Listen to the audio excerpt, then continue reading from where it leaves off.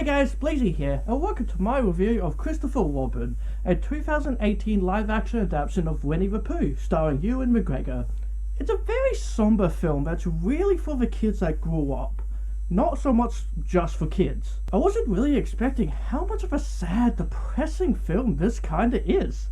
Like, this has the makings of an Eeyore film.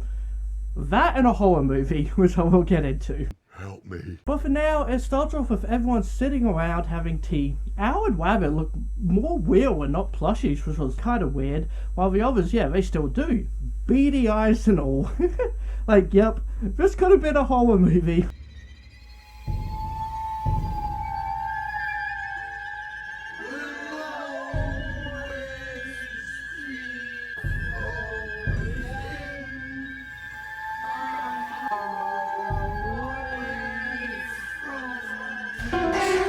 But then also Eeyore doesn't have like the beady eyes, like they wanted to show more emotion with him, so I kinda appreciate that.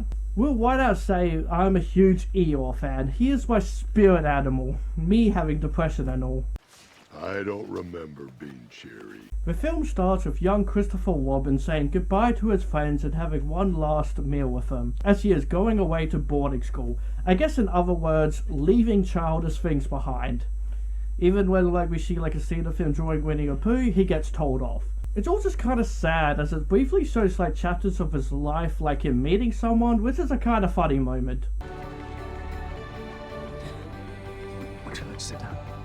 Oh, thank you. Thank you. Falling in love and then going off to war. Yep, Christopher Robin probably killed people. He also had a child.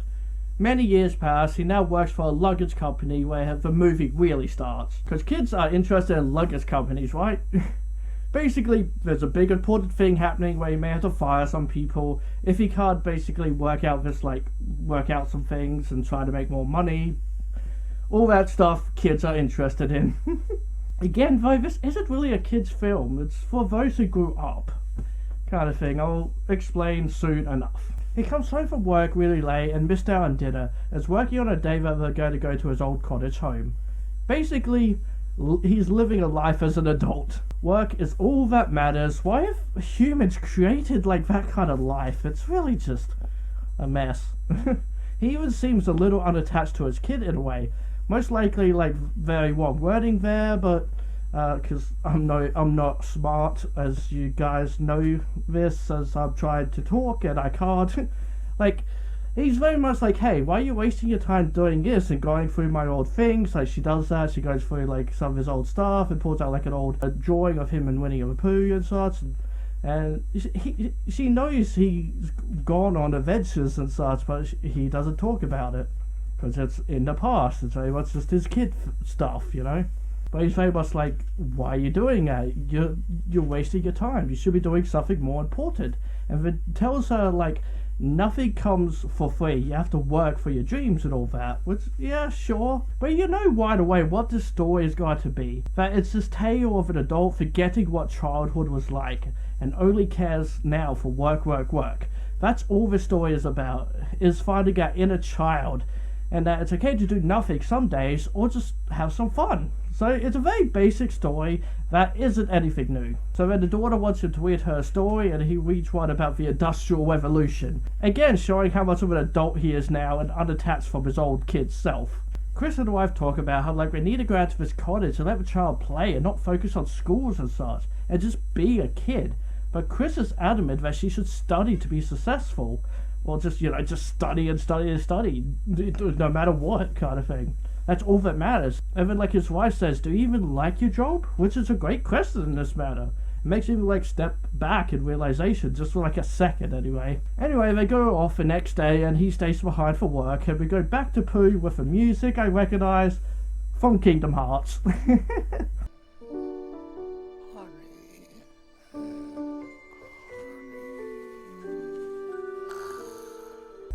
But it's a sad little theme done, a little piano kind of thingy. Here, as you get the classic Pooh Bear material of him doing, it is very sad though. It is done very sad and somber, very grey. kind of thing, as he does his up and downs and wants to eat some honey. Very classic Pooh stuff, basically. When I up, down, touch the ground, it puts me in the mood. Then this joke we get from Pooh Bear as he's looking for his friends but can't find them, and they like mysteriously vanished. And then things start to get very gloomy. Oh, gloomy and sad. If only Eeyore were here to enjoy it. And then there does seem to be like a focus on this tree that Christopher would appear from, which I will admit, I don't remember much of the cartoons or books and such, and like how that world works exactly. I remember the characters, that's about it. Which most of that is from Kingdom Hearts, but I did watch the show growing up. I did watch Winnie the Pooh and so on, so I do know stuff. There is an attachment there. There is an attachment to that character beyond Kingdom Hearts. And then, like, before this, his daughter had taken out a drawing. Christopher did, and then, leaves it there for Christopher Robin to find, her dad to find. And he kind of looks at it, puts it down, and then, it gets honey spilt on it. Like it's summoning him, like the demon that he is.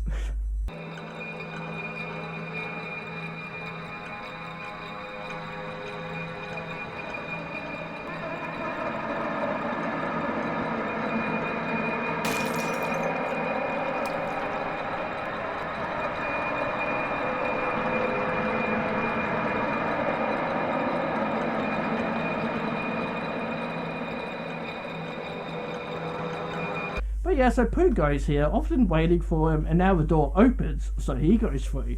He ends up outside Christopher's place and just sleeps on a bench at first, unsure exactly what's going on. Chris comes home, blah blah blah, not important, but ends up behind this place to where Pooh Bear is. And the two meet, and he kind of sort of freaks out, not really. It's the calmest freak out I've ever seen, and which happens a lot. All the people who eventually see Pooh and such freak out so minimally. Pooh? Christopher Robin. No. No. Stress. It's not stress. God, I'm stressed. It's Pooh. Which I kind of appreciate, but kind of just skip over that, because it's not about that. It's not about these characters coming to our world kind of thing, but they're skipping over that kind of idea. So they still do it, but it's they don't do the whole freak out all the time kind of thing, besides once, which I'll get into later. I think, maybe, if I wrote it down in the script. But he generally just thinks it's just stress from work and stuff. Like, even his wife said, "You'll crack" at some point, and so now he's just like, "Oh crap, I'm cracking." And then they have, this cute little moment back in his home, even though, it could be a horror movie. I'm sorry, I know they're trying, and it is, a nice little moment, but it really could.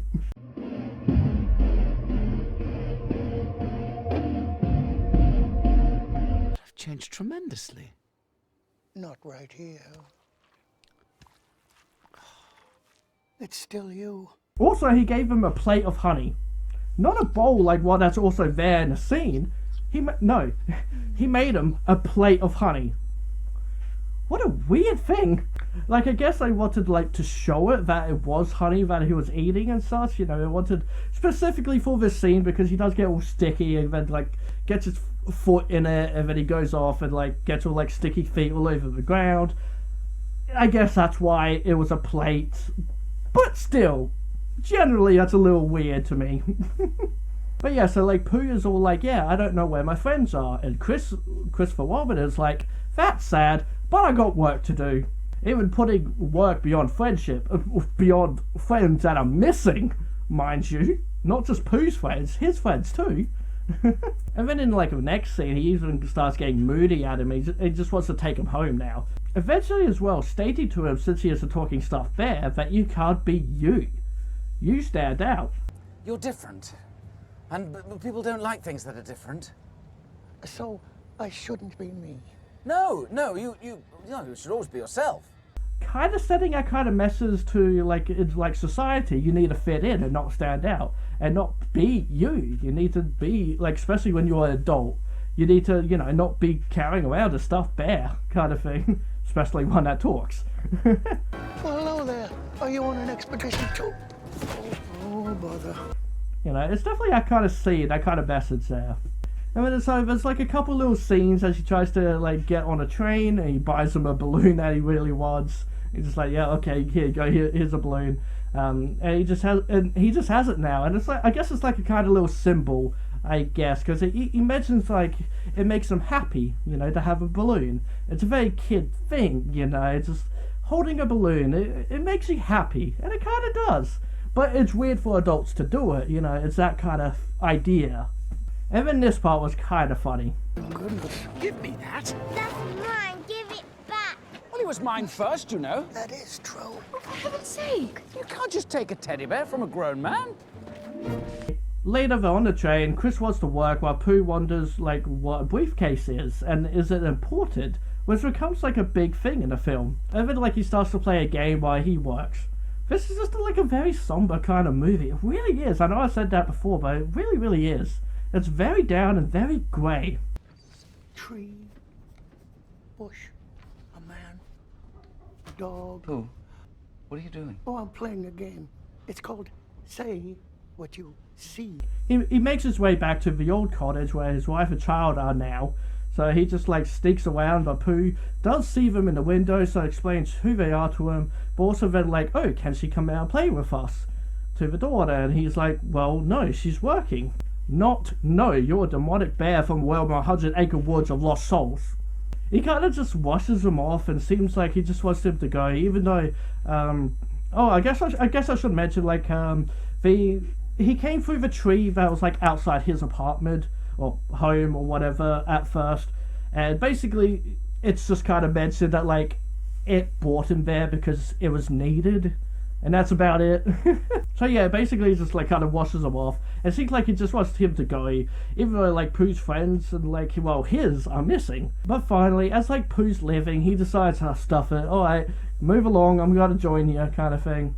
And we get a classic stuck scene, but instead of Pooh getting stuck, it's Chris getting stuck. I kind of like that because he's much bigger, basically. So this is what this feels like. Are you stuck? Yes, it would appear that I am stuck. Happens to me all the time. So now they wander through this very bleak forest, find a sign about heffalumps and wozzles, but they keep going. I'm going to mess up that word a lot. Chris shows Pooh a compass and hands it to Pooh to keep heading north, but they end up getting lost, which Chris gets very angry to Pooh about it. And it's just really sad, because he's just standing there with his little balloon, and it's kind of sad. It really is. Because, like, I mean, like, Ewan McGregor is a great actor, just really sells it, you know, where he's yelling at this bear, tiny little bear with a balloon. It's kind of sad. It is. But yeah, he gets very moody at him, and it's just one of those scenes that is sad, and quite suddenly he then disappears, as it then turns into a horror movie, as these, like, strange noises are heard, I guess, like, heffalump kind of noises, and then he falls into a heffalump trap the others had, like, set up. Not real.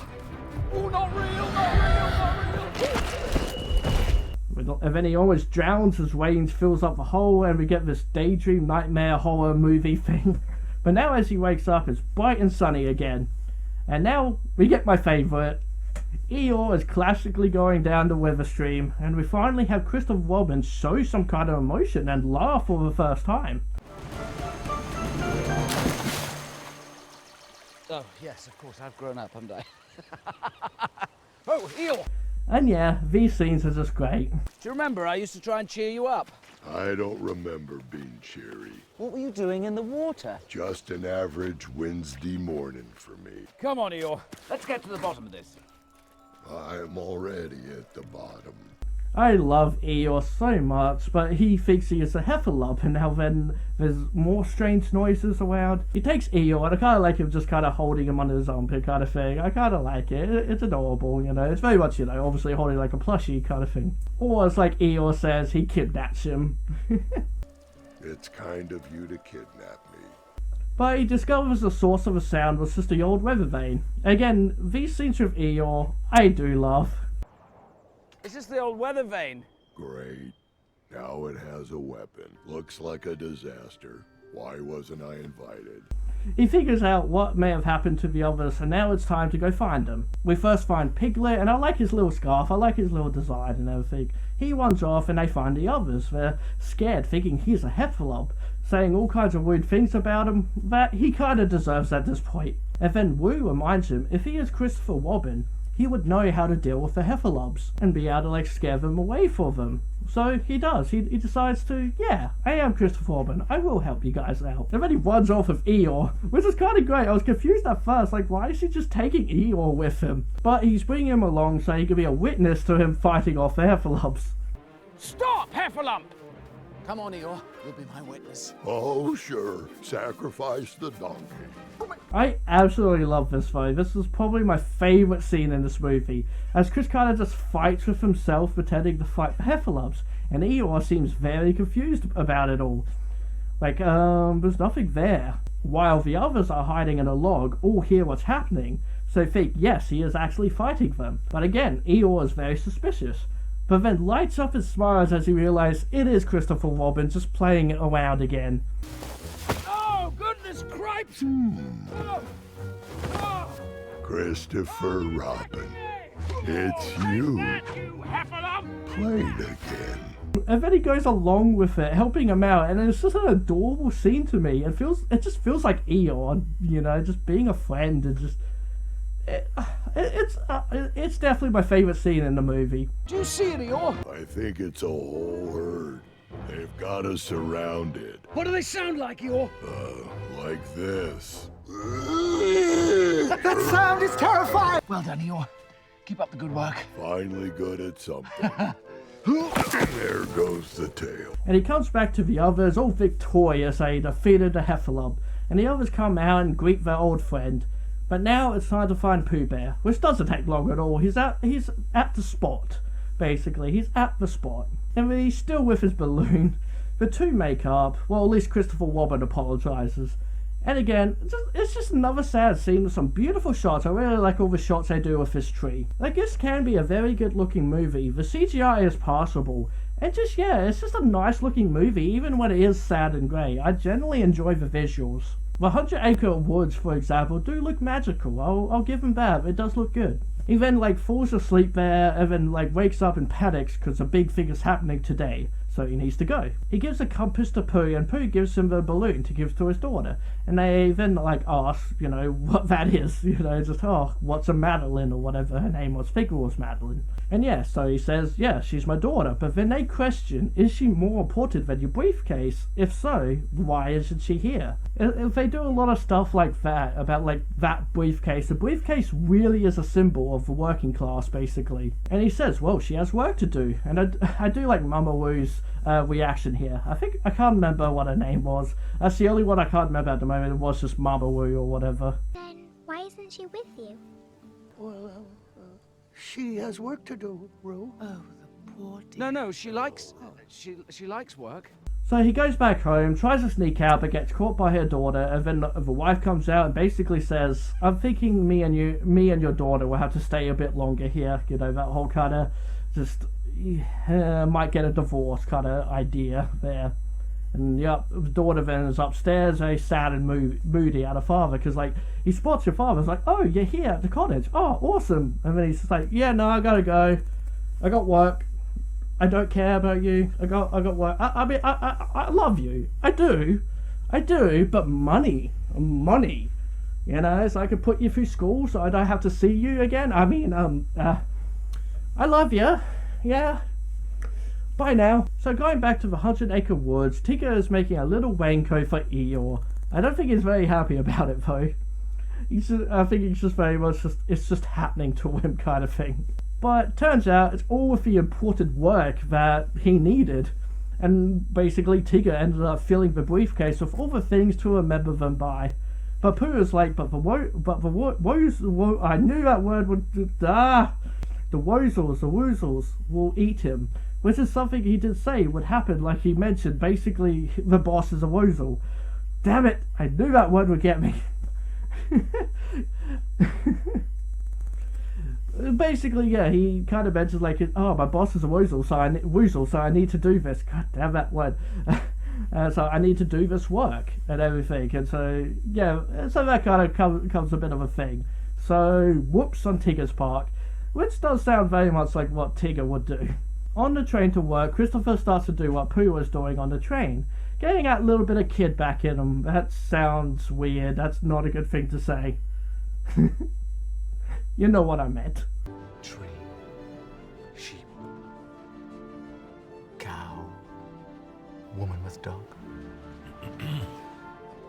His daughter finds the balloons he ended up tied to a chair and plays with it while Pooh, Piglet, Tigger and Eeyore go through the tree edges to find Christopher to return his things. They meet up with the daughter, who at first is a little freaked out. Again, very minimal little freak out. She just kind of stands there, screams, and that's about it. But she does recognize them from her father's drawings. Tigger comes in and we get his little song, and I love Eeyore's reaction to it. And I am Tigger. T-I-double-G. What's a Tigger? I'm glad you asked. Please, not the song. The wonderful thing about Tigger. He does that a lot. So the daughter takes off with her mum eventually noticing, but not before she reaches the station. Another little gag here, that's just because I love Eeyore again. Oh, right where I belong. I love this little scene.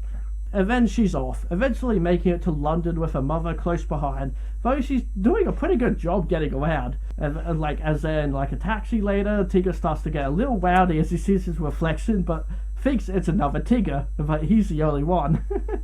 And so he ends up making the cabin crash, and like some more funny little moments here, as then, yeah, like people do start to kind of freak out a little bit more-ish, or just like think they're going crazy anyway. You exploded. Good morning. Thank you for the ride.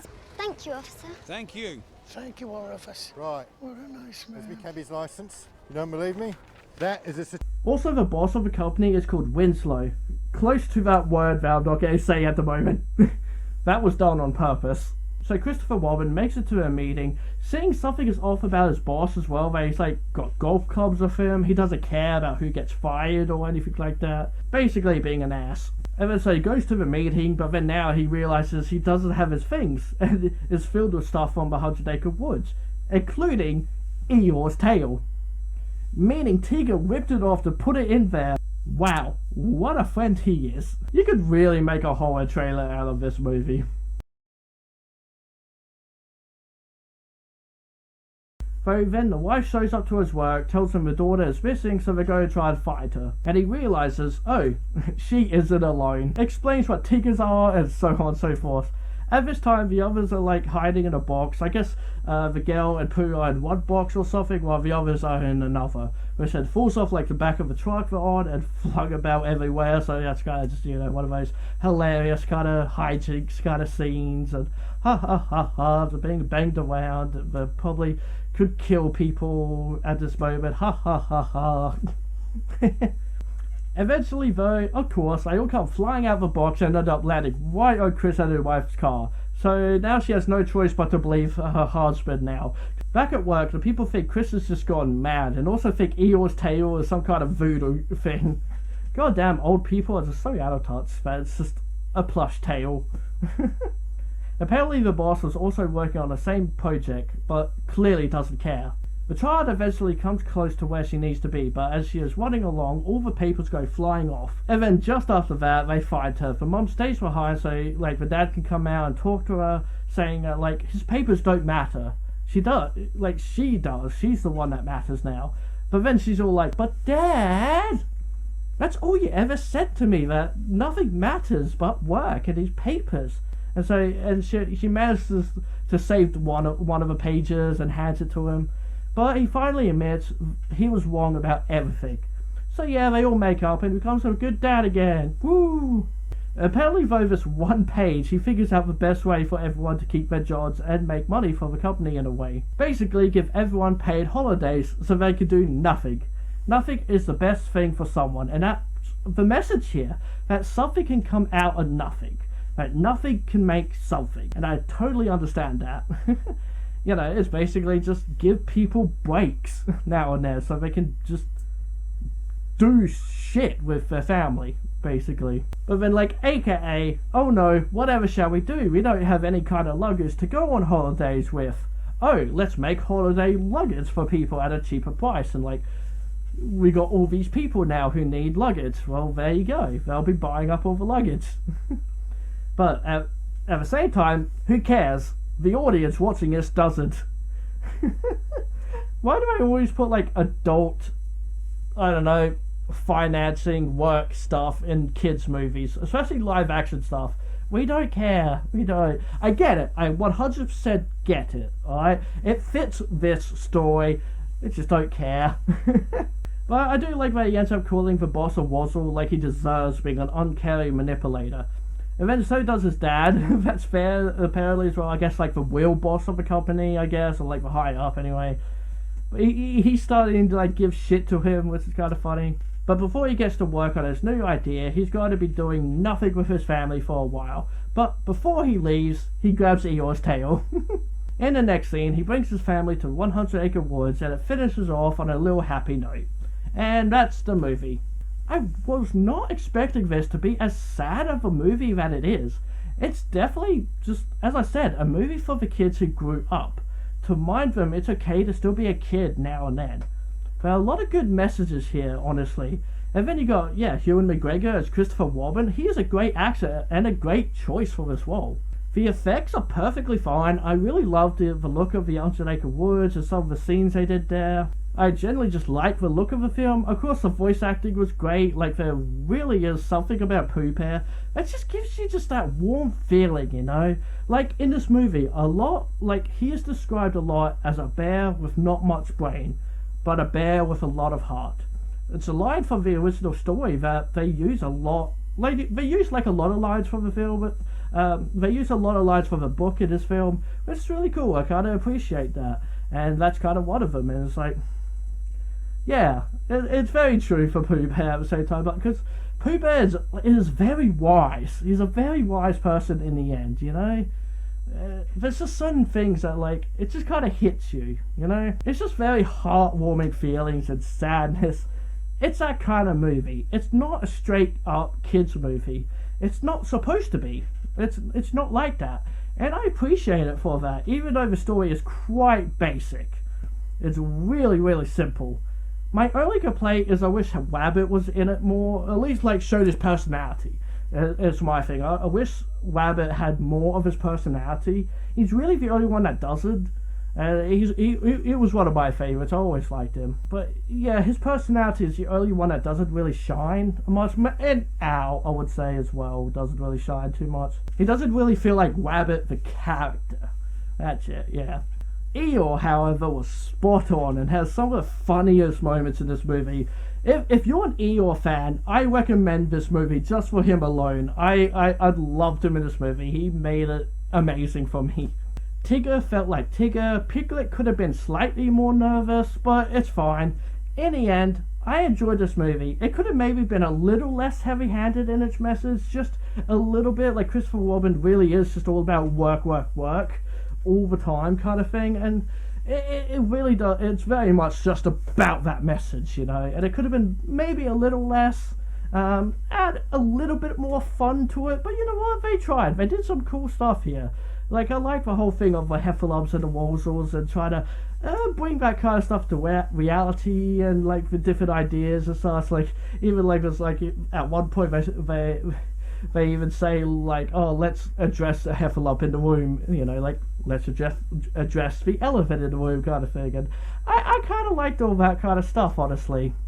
In the end, I think I'll have to give this movie a solid 8 out of 10 foxes.